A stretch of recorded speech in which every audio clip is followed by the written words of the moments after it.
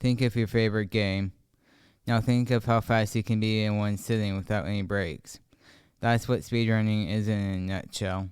So let's start off with the basics of speedrunning. The three main things you need is the game itself with an allowed way to play it.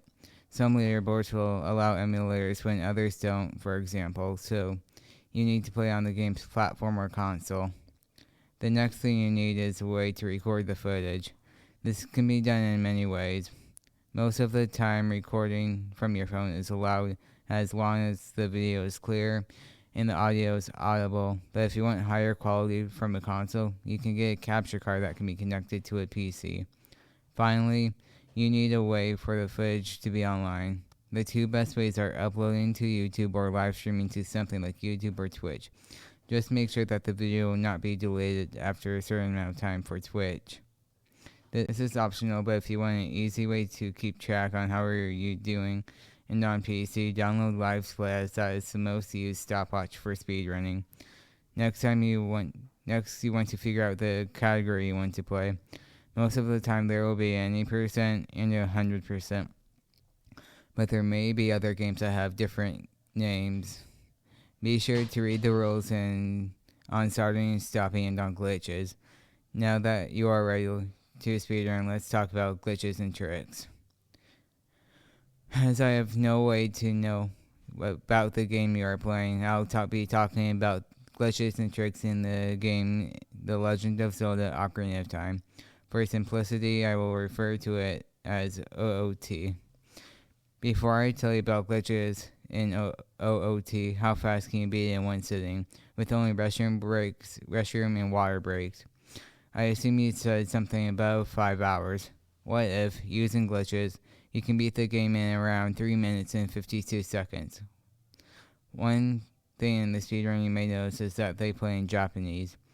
This is because the text scrolls slightly faster. Something else you may notice is that they skip the intro of the game. This is because the intro takes about 5 minutes and you can't really gain or lose time during this. Putting that aside, most of the following info is from ZeldaSpeedruns.com.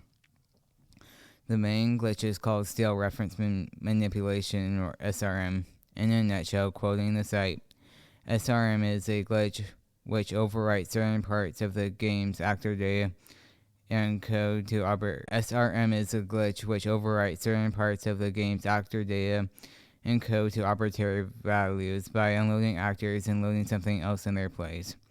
This is used to another glitch that is technically not specific to this game, but all games could have them. It is called arbitrary code execution, or ACE. ACE allows you to do just about anything that the game has. This is used to warp to the credits, beating the game with just about nothing. What they are doing is tricking the game into thinking where they are going by changing where they are going at the ID level. For example, at the entrance to the first dungeon is 0000, but they will trick the game into thinking it is 3453T. This is not as a real idea as this is an example, but something like that. This is a very simplified explanation, and I might have left some things out, but that is for the sake of both of us. Let's move on to the time that is put into speedrunning. The amount of time speedrunners put into the game is amazing. Take OOT, for example, from a bit ago. The glitches were only found back in 2020, and the game is 25 years old. Glitch hunters dedicate their time to finding glitches in games. They can bring down the world record by lots of time from anywhere like 1/100th of a second to hours, depending on the game and glitch. Most use TA or tool assisted, meaning they have resources to pause, advance frame by frame, save states, and rewind. That helps them a lot. But after a point, speedrunners just need to play and optimize, causing them to have tens of thousands of hours in the game over the years. This can be repetitive or boring, but if you get a world record, it is very rewarding. It makes you feel accomplished. Let's wrap this up with final thoughts.